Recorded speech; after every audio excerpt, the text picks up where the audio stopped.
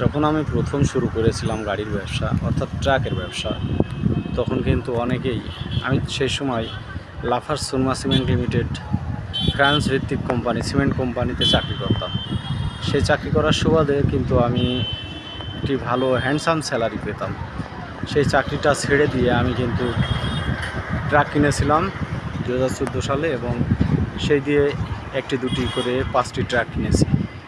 এবং আল্লাহ তাআলা রব্বুল আলামিনের অশেষ রহমতে অনেক ভালো ব্যবসা চলছে।